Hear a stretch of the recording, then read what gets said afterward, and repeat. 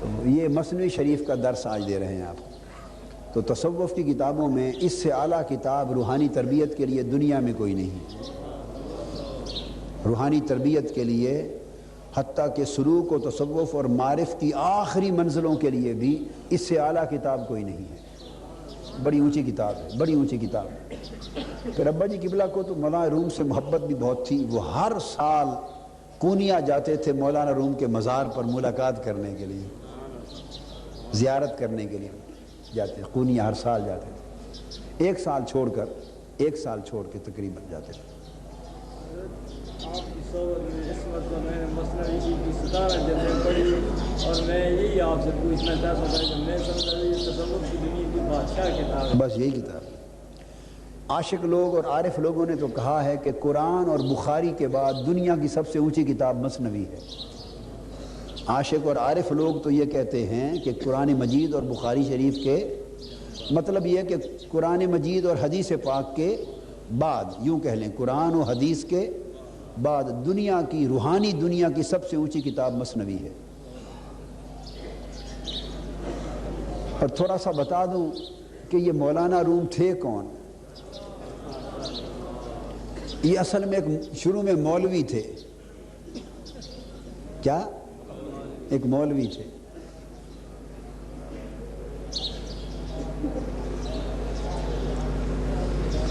مسئلوں والے مولوی، فتووں والے مولوی، منطق والے مولوی، فلسفے والے مولوی، درس تدریس والے مولوی، مدرس تھے، محقق تھے، مناظر تھے، منطقی تھے، فلسفی تھے، فقی تھے، علوم ظاہری میں بڑا درک اور بڑا کمال تھا، اور استاذ تھے، مدرس تھے بہت بڑے، اور پوری دنیا میں مشرق مغرب تک ان کے علم کا اور تحقیق کا اور ان کے علم و فضل کا چرچا تھا، اور دور سے علماء طلباء بن کے، متعلم اور طالب بن کے ان کے پاس درس لینے آتے تھے۔ الحمدللہ۔ ایک روز یہ درس دے رہے تھے بیٹھے اپنے مدرسہ اور دارالعلوم کے صحن میں۔ اس صحن میں ایک تالاب بھی تھا، صحن میں ایک تالاب تھا پانی کا، اس میں بیٹھے درس دے رہے تھے۔ ایک درویش، ایک عاشق حضرت شاہ شمس الدین تبریز، شمس الدین تبریزی، تبریز علاقہ بھی اسی طرف ہے، ایران کا علاقہ ہے وہ، ایران کا۔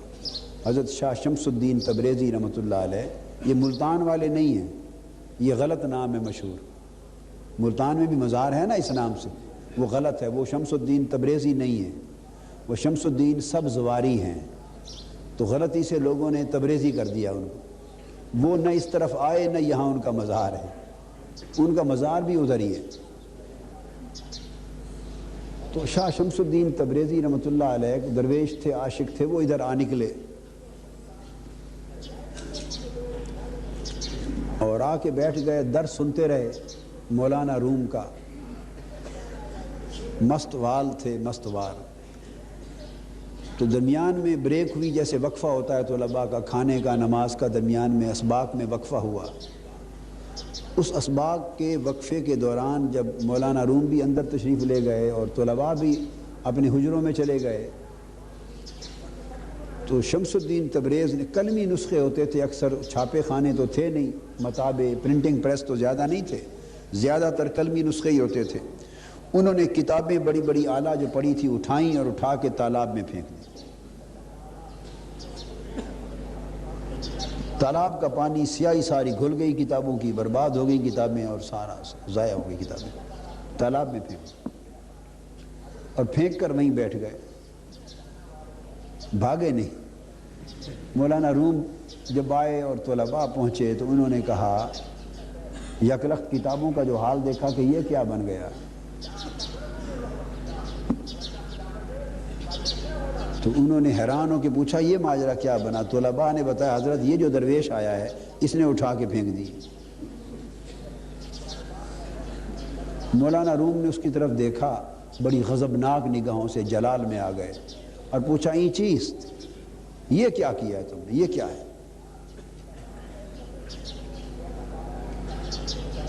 شاہ شمس الدین تبریزی نے جواب دیا یہاں چیز اس کہ تو نہ دانی، رومی یہ وہ چیز ہے جسے تو نہیں جانتا۔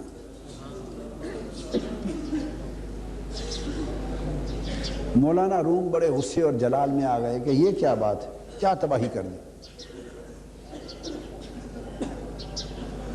انہوں نے پوچھا کہ اس میں کیا تھا، تم جو ناراض ہو رہے ہو تو یہ میں نے کتابیں جو پھینک دی ہیں تو اس میں کیا تھا، یہ کیا چیز ہے؟ کتابوں کے بارے میں پوچھا شمس الدین تبریزی نے کہ یہ ہے کیا چیز کو اتنے ناراض ہو رہے ہو؟ وہ علم تھا۔ مولانا روم نے جواب دیا کہ یہ چیز اس کہ تو نہ دانی، اے شمس الدین تبریزی یہ تو علم ہے، میں اب کیا بتاؤں، یہ وہ چیز ہے کہ تو نہیں جانتا، یہ کیا چیز تھی جو تو نے برباد کر دی۔ شمس الدین تبریزی مسکرا پڑے، ہنس پڑے، انہوں نے کہا اچھا تو کیا چاہتے ہو؟ اس نے کہا ہماری کتابیں لٹ گئیں، علم چلا گیا۔ اس نے کہا گھبراؤ نہیں، میں تمہیں واپس دے دیتا ہوں۔ وہ تالاب میں کود گئے، ایک ایک کتاب اٹھاتے گئے اور اس طرح جھاڑتے اور کتابوں سے گرد نکلتی، ساری کتابیں نکال کے مولانا روم کو دے دی۔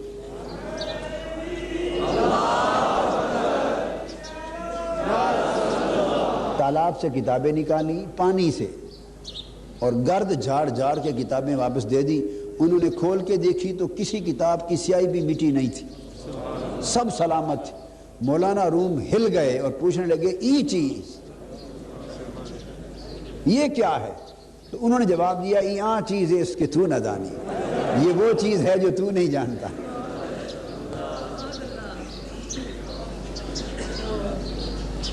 مولانا روم رو پڑے، چیخ نکل گئی۔ انہوں نے کتابیں اٹھا کے رکھ دی اور فرمانے لگے مجھے اسی چیز کی ضرورت ہے، بس پیچھے لگ گئے۔ تو شمس الدین تبریزی چلے گئے، مولانا روم نے پڑھانا چھوڑ دیا، درس چھوڑ دیا، فتویٰ چھوڑ دیا، مسند چھوڑ دیا، سارا کچھ چھوڑ دیا۔ تو شمس الدین تبریزی آگے آگے جنگلوں میں، کریوں میں، گاؤں میں، قصبوں میں، شہروں میں، مولانا رومی پیچھے پیچھے پیچھے پیچھے۔ مدتیں گزر گئیں، مدتیں گزر گئیں، بڑے پریشان ہو گئے لوگ۔ وہ مسند علم اجڑ گئی، وہ مرکز علم اجڑ گیا، وہ مرجع خلائق تھا لوگوں کے لیے، عوام و خواص کا، علماء کا، وہ سب بند ہو گیا۔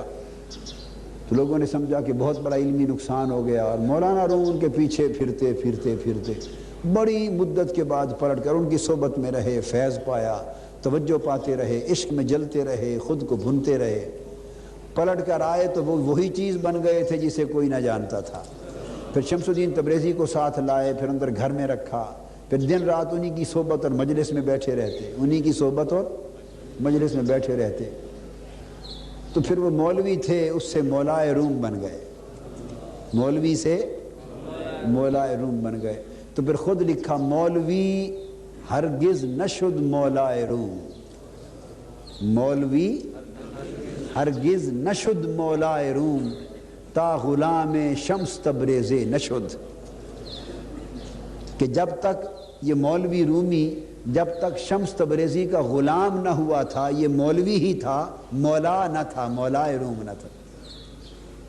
یہ مولوی تھا، مولائے روم نہ تھا۔ اس کو شمس تبریزی کے غلامی نے یہاں سے وہاں پہنچا دیا۔ دم عارف نسیم صبح دم ہے، دم عارف یعنی عارف کا پھونک، عارف کی پھونک، دم عارف کی پھونک، نسیم صبح دم ہے، اسی سے ریشہ معنی میں نم ہے۔ اگر کوئی شعیب آئے میسر، شبانی سے کلیمی دو قدم ہے۔ اگر کوئی شعیب مل جائے، اگر کوئی شعیب، حضرت شعیب علیہ السلام کی طرف اشارہ، شعیب مل جائے تو شبانی سے کلیمی، یہ جو بکریاں چرانے کا کام ہے صحراؤں میں، جنگلوں میں، اس مقام سے اٹھ کر کوہ طور پر کلیم اللہ بنا دینا 2 قدم کا راستہ ہے۔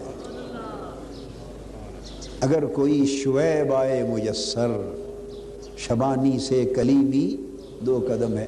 مگر میں یہ کہتا ہوں اس میں ایک شرط علامہ نے چھوڑ دی، شعیب تو مل جائے مگر شبانی سے کلیمی 2 قدم تب ہے کہ چلنے والا بھی موسیٰ ہو،